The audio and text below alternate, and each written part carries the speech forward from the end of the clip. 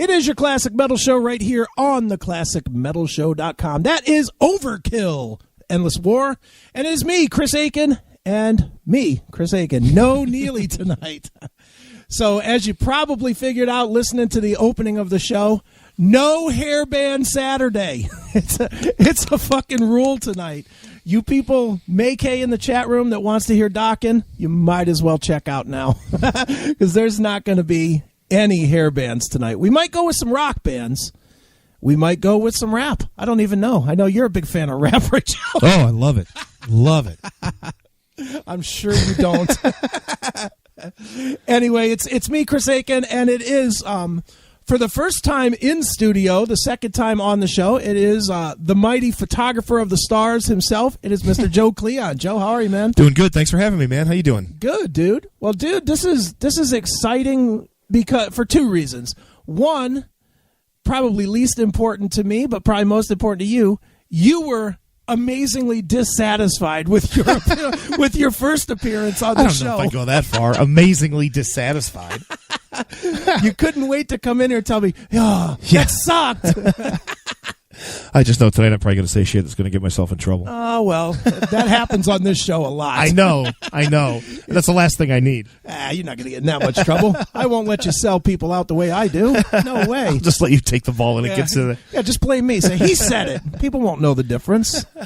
But no, and I mean, you and I have been friends for, God. Long time. 20 years? Yeah, easy. 20 years, and always have crossed paths, always have done things, always been in the same places where we were doing things, but really never did anything as like a co-thing. Yeah, we were kind of always doing our own thing and just crossing paths all over the place. Yeah, and I think the common denominator was always Bill Peters. Yeah, for a lot of stuff, yeah. Yeah, because Bill would put together whatever we were doing, and then it would be me being his host and you shooting it, or it would be a college radio thing that they for whatever reason invited us to do as well, or whatever the case was, but it always seemed to work out that we were in a lot of the same places at the same time. And I would just see with so many shows because of course we went to all the shows. Exactly. We spent I think, and I don't know for me personally, I think I've been to roughly, I know you've been to way more than me,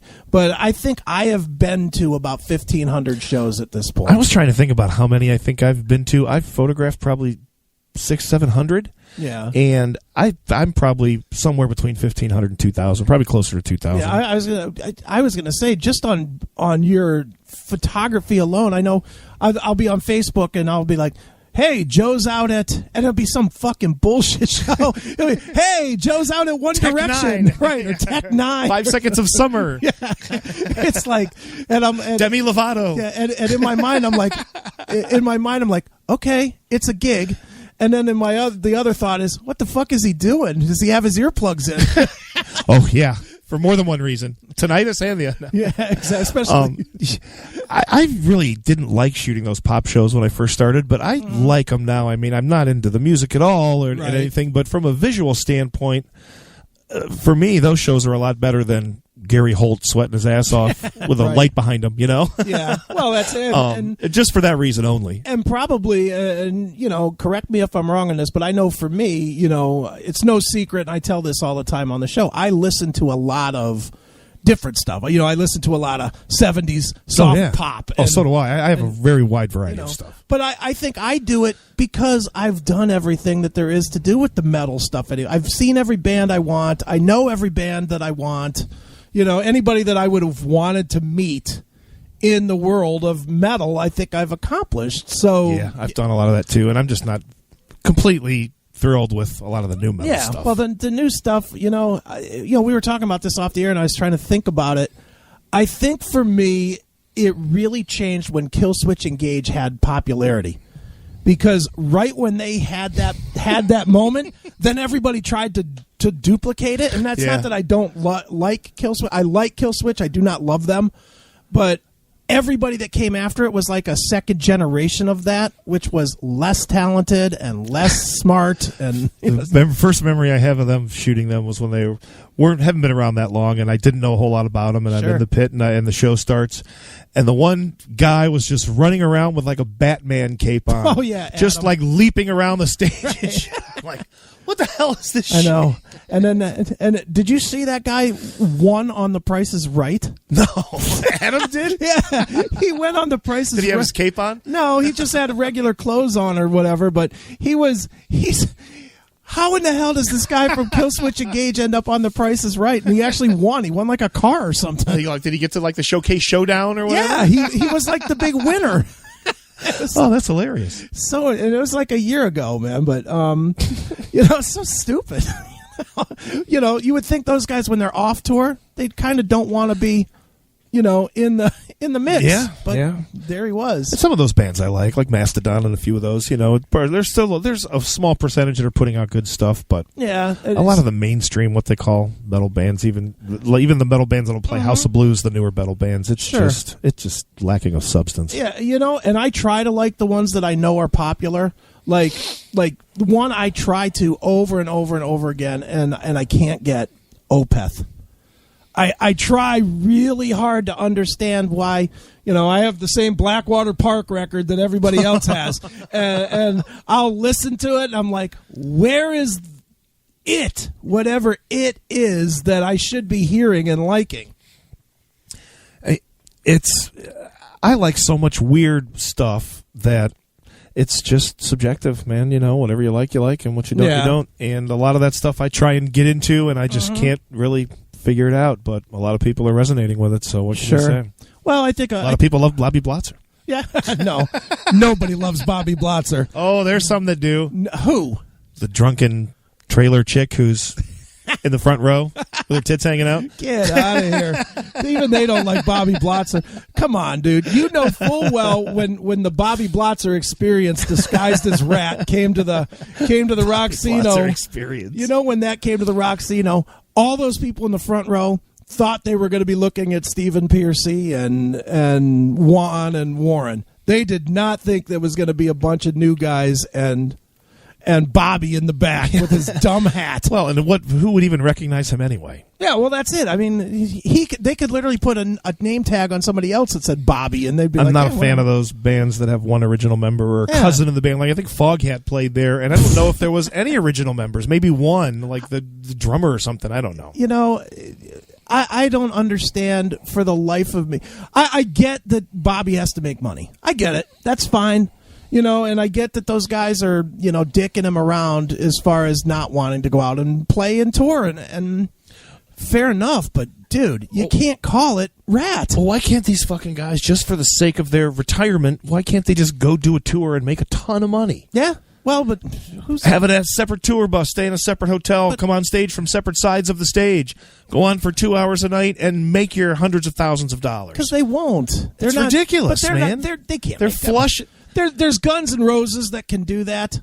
Do you really think Rat could do that? Maybe a while ago, if they would have got the original lineup back together. I don't know. All right, Skid Row.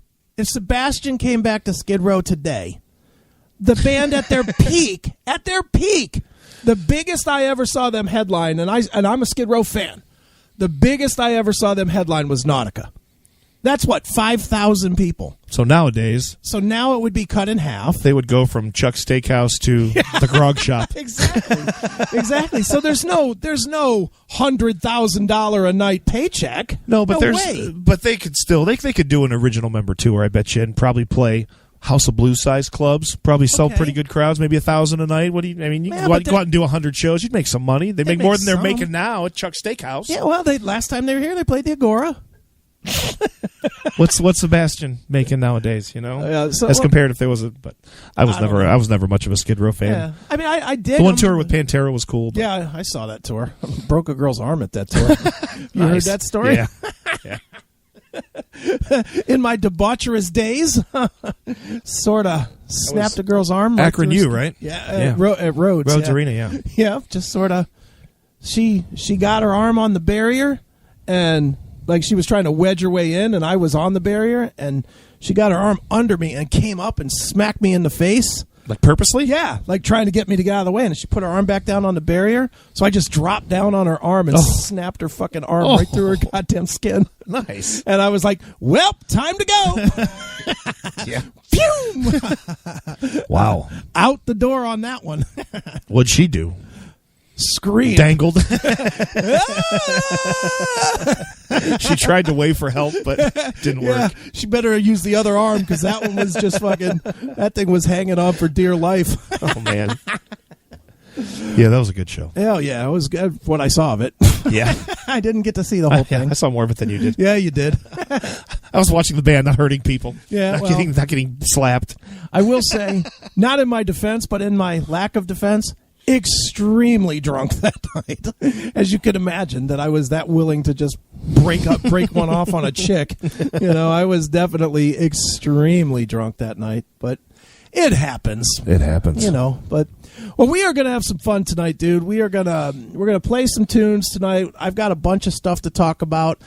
I'm gonna be real curious to see if once we start getting into some of the political / stuff, I'm sure the fans are going to either hate you or hate you, which is fine. They don't always love me either. So, but we'll talk a little bit about that. We're definitely going to talk some music tonight because, you have a distinct history that, is different from mine, but sort of similar to mine in the fact that you've got a lot of years of doing radio. Yeah. And I thought for sure, and we don't have to name names. I will name names because I don't give a shit. But, depending on the name, I'll name some names. I know. And I think I know who you'll name. But we both have some really ugly radio war stories. Well, radio's an ugly business. Oh, man. it is. Everybody thinks it's so great you're on the air and you're a personality and stuff. Behind the scenes, it's just a big lump of shit. Just a bunch of dicks. A bunch of dicks wallowing around in a lump of shit. It really is it is. People think it's so glamorous, and it's really Commercial not. radio is such a filthy pit nowadays, man. And it wasn't that good 15 years ago when either of us were doing it. It wasn't. And it's even worse now. But I figured we would talk about some of that stuff tonight as well. And we will, I've got radio horror stories, man. Well, that's what I figured. Is you've definitely got some, and I definitely have some. And, I figured that's probably a good place. And the one thing that I do want to make sure that we do, and I told you this off the air, and I'll say it again, is I want to make sure that we plug your actual photography, and not because I want to do the shameless. Well, Joe's here, so go to joekleon.com. It's your place to get great pictures. Fuck that. I might have you record a commercial for me, man. Well, I can do it. Do your radio voice. Yeah. Hey, buy it. But wait, there's more. Wait, he's got Dave Matthews. He's got Bruce Springsteen. Justin Bieber. And Slayer. It's joekleon.com. joekleon.com. Buy a Justin Bieber photo, get a Slayer one free. That's right. Call him now, 800-JOE-KLEON. Really, that's probably not a real number. Should call it. Yeah, we should see what happens. But no, I do, in all seriousness, I do want to plug it, and I do want people to check it out because you take great pictures, and that's not me just sucking your dick. That's just the truth. Is you really take really quality pictures, but I see a ton of pictures. I've done it myself. I've had photo passes at a million shows as well. It's not easy to get a good shot. In fact, it's really fucking hard. It's probably one of the hardest types of photography besides fast-moving sports. At least I think so, and that's why I love it, because it's so challenging. I can take a picture of somebody in a field in a wedding dress all day long and sit there till I get the perfect picture, but on stage at any venue when there's fast-moving lights and stuff, you never have the same scene for more than a few seconds. Right. So it's a lot more difficult. And yet you tend to throw up on Facebook anyway. You throw up just kind of, hey, these are my fuck-arounds from tonight. I'm going to edit them and whatnot tonight for scene or for whatever, plain deal or whoever you're shooting for. And you throw up really incredible shots that you get pretty regularly. And that takes there's a skill to that. There's a knowing when to be shooting. There's a knowing when to not be clicking because you're wasting your setup for... you almost, I don't even know how to explain it, and maybe you can, but you almost have to be planning what the guy's going to do on the stage. Well, a lot of people, and I've talked to a few people about this, I do research before gigs. Right. I mean, if I'm shooting a show at the Q, let's say Judas Priest, for example. Sure. They're playing a 20,000 seat venue. I'll go online and I'll go to like setlist.fm and get the last 3 or 4 or 5 shows. Right. And I'll go on YouTube and look for fan videos from those shows. Doesn't matter if it's a shitty cell phone video or what it is. Right. And I'll look for the first 3 songs because that's what I'm allowed to shoot. Okay. And there's a lot of times where during the second song, somebody will jump off the drum riser or there's a choreographed thing here or whatever. And I watch those videos before I leave for the show, and then I know what to look for. I'm not just kind of shooting blind, and I'm shooting the bass player. In the meantime, the guitar player is doing something he does every show. Right, you know? exactly. And I've been able to catch a lot of great shots just because of that. Sure. And I mean, some of those shots, and it seems like, and I don't know if it's from doing it a long time where you've shot guys over and over, but it seems like you get a lot of guys that are willing to play with you. It happens a lot. That's always cool. I saw you posted, I think it was yesterday, maybe the day before, you posted the Paul Stanley shot. And that's just I hate Kiss. See, you could say what you want about Kiss, but the one thing about Kiss is they're great to photographers. Well, yeah. When they see us down there in the pit for those 3 songs, they stay right in front of us and point at us, and still Gene will stick his tongue out, and they play to us, and that's why there's so many great pictures of them. Right. Other bands make you stay all the way back at the soundboard, and they're Right. It's and Aerosmith is another band that does that. Steven Tyler loves to play with the photographers, and it's always great when they come over and they're right in your face. Exactly. The first time that happened was a Scorpion show, and Rudolph Schenker came over and just pointed right in my face and had this angry fucking look on his face. Right. Like I thought he was pissed at me because I was like too close to him or something. And I'm taking pictures backing up going, oh my God, he's pissed at me. And then I realized that he was just playing, to the camera. Just playing it. Yeah. And isn't it ironic that those bands that you're naming, Scorpions, Kiss, Aerosmith, biggest in the world? Yeah. Because they know their craft too. Exactly. Exactly. And it's it's almost a shame. Like I know, and you can tell it or not tell it, but I know you've had problems with Marilyn Manson, and Marilyn's a cunt to photographers. That's a well-known fact. Oh yeah, it's not just you. He's a royal cunt. Yeah, and that's almost a detriment to him because he is so goddamn visual for his show. Well, why not just not allow photographers? Yeah, there's people that do that. But I mean, he hurts his own career by not playing. Well, especially now that he's a nobody. Yeah, but how did he become a nobody? Because he was a dick in a lot of ways. Yeah. And it's that old saying. Dick well, and a photographer doesn't even have to acknowledge my existence. If they give me 3 songs in the pit, that's fine. I can get some good shots, but don't spit on me and shit. Yeah, I mean, he was spitting on people, and he was trying to throw water on, cameraman's gear and stuff like that. $3,000 cameras it's or like, whatever. Or bands that'll put a photographer in the pit, and then they'll lean down into the pit and start kicking at him and shit. Yeah, it's like, why have somebody there if you're going to do that? Exactly. You don't have to approve somebody to come shoot your show. Yep, and it's because they have the safety net too. Because in real life, they'd go backstage. If it was a local band that did that to you, when they came off the stage, you'd beat the shit out of them. You'd show up at a bar. I have such a temper. If it happened on a major stage and they jumped out of the pit or something, you might jump back up. I don't know, man. Don't take a swing at me. I know that's right. I'll stay out of your way. I won't ever infringe upon your space or be in your face or anything. I don't need to be close. Exactly. I don't need to be close. But then you see other photographers. There's actually a great Facebook site. Facebook page, and it's called Assholes in the Pit.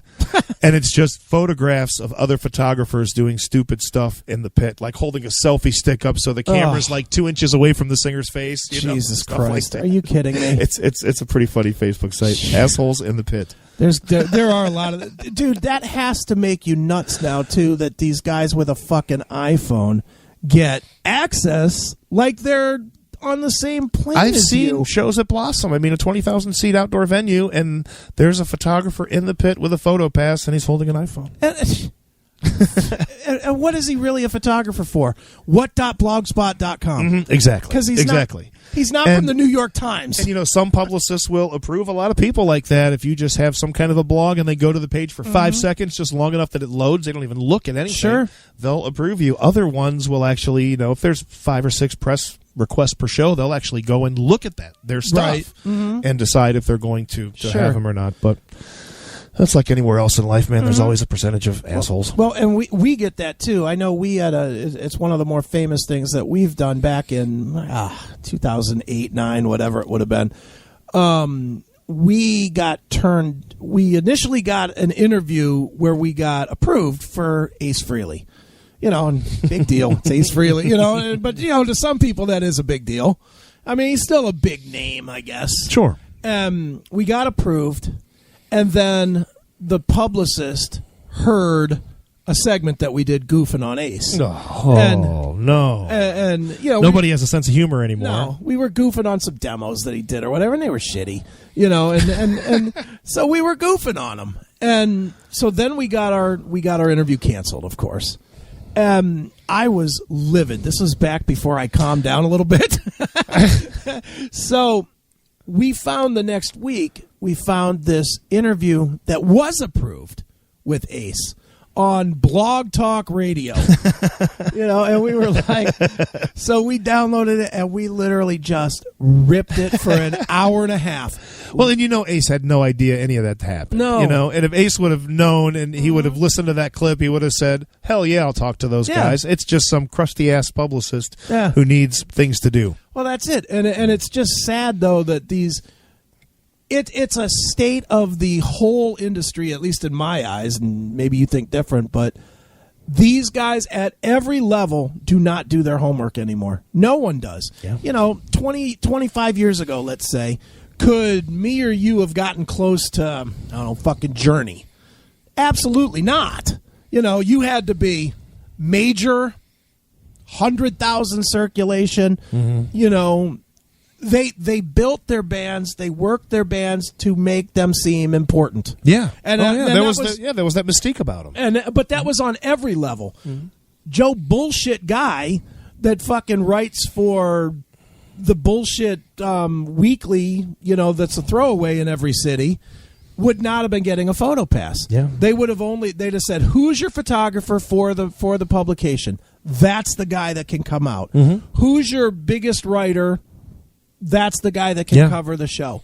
And back then too, those photographers, like Janet McCoska or Anastasia, when they, that shot in the 70s and 80s, when Led Zeppelin gave you a photo pass to shoot, you shot the whole 3-hour show. Right, exactly. Now I get 3 songs, sometimes 2 songs, and some bands only offer 1 song. Yeah, is that? There was one show, I forget who it was. I think it was some country guy. Right. It might have been Garth Brooks or something. Okay.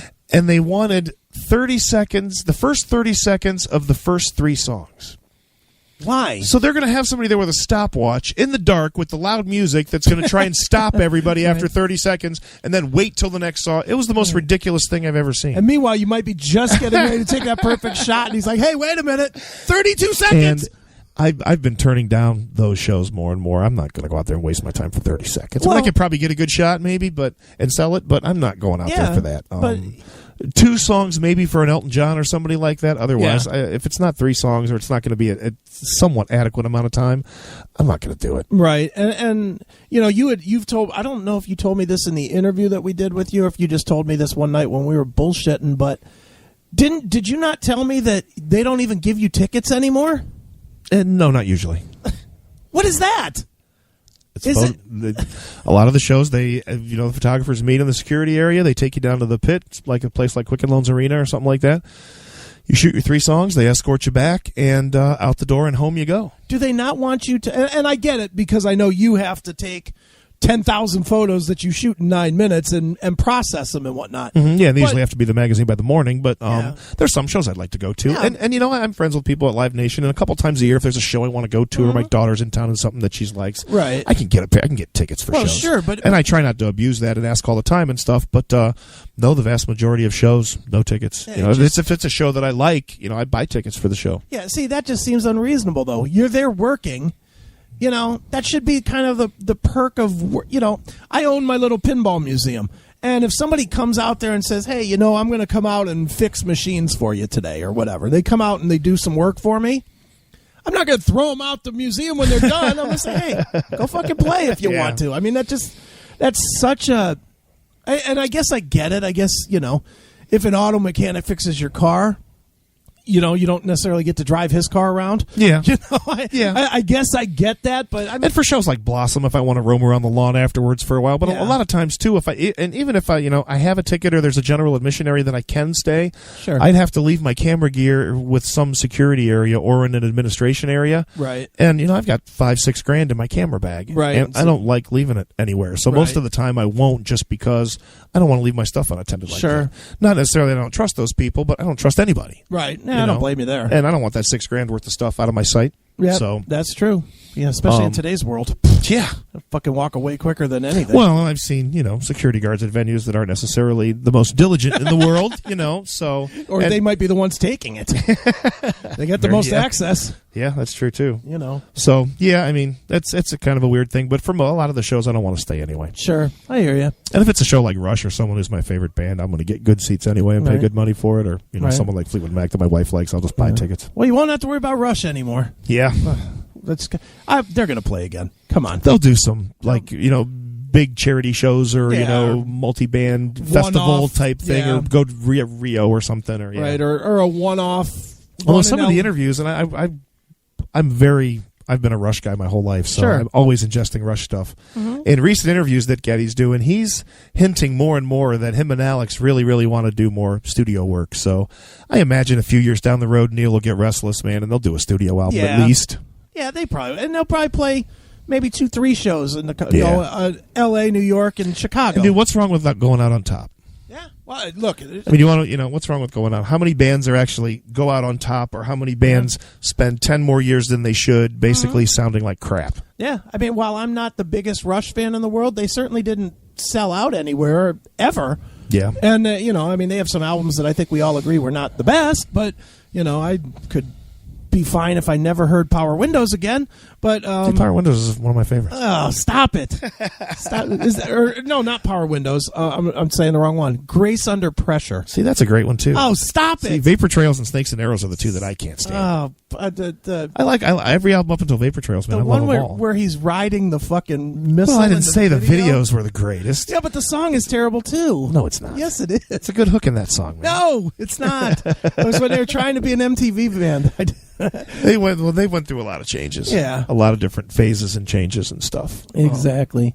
Well, all right, man. Well, we're going to continue doing a lot of yapping tonight. See how easy that was? That's already 1 hour down. Damn. See that? It's easy. But we're gonna rip through a bunch of different topics tonight. We're gonna talk about all kinds of shit. Phone lines are open or will be open. I gotta actually log in and see if Neely forwarded it to me. We got somebody calling in about 10 minutes, don't we? We do. We have our good friend Elm from a band called Shades of Remembrance is going to be calling in. He's a friend of yours. He's a friend of mine. Yeah, and, better known as Peppo. Yeah, but more important than being a friend of ours, he's got a killer record. It's really good. It's fucking good. It really is. It really is good. So, and the production on it's fucking great too. I mean, it's really a well done record. Sure. So we'll be talking to Elm here in a couple of minutes to talk about his band and introduce you guys to that. And we're going to play a little bit more music than we normally do tonight for one reason and one reason only, because I don't know how to work the gear real good. So I have to pepper the show to give me time. So get ready for some dead air, everyone. Exactly. If there's dead air, it's not my fault. I'm not touching anything. Yep, exactly. It's all you, Chris. It's all my fault. Well, what time is it here? Let's see. All right. Why don't we do this? Let's play a tune or two, and then we'll play a Shades tune, and then we will get Elm on the phone. Does that Sounds work? good. Yeah, hell yeah. All right. Well, then we will go with. Let me turn around and look. Oh, where's my thing? You should see him trying to work this stuff. Yeah, it's not real comfortable, is it? All right. Here's what we'll do. It's like my mom trying to log on Facebook.